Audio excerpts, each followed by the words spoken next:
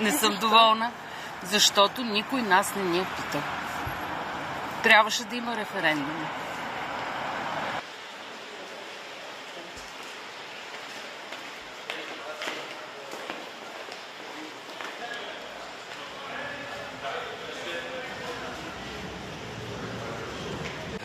Против еврото сме, първо защото лева от много години е наложен от как съществува държавата.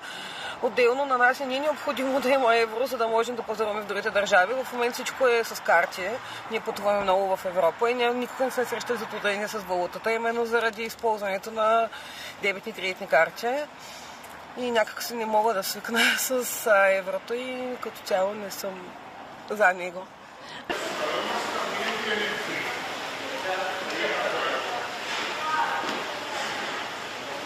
Те всичко вдигнаха, абсолютно всичко вдигнаха. Сега един хляб беше 1 лев, стана 2-3 лева, сега ще е 1,50 евро. Все едно, а заплатите къде са?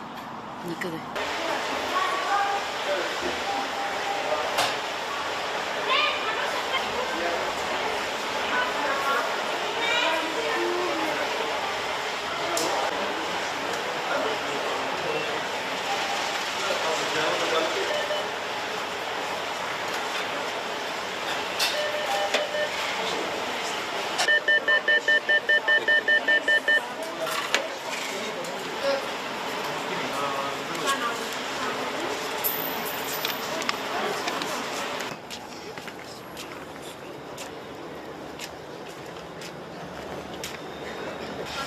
Страхуваме се за това, че мога, като имаш някакви пари, че могат да изчезнат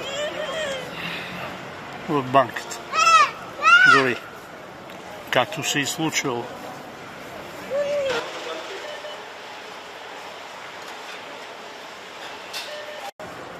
Смятате ли, че в България има адекватни контроли, съд, прокуратурата?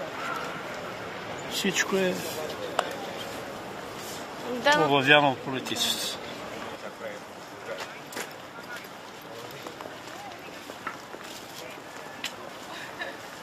If you like this video, then like, share and subscribe to Mirror Now.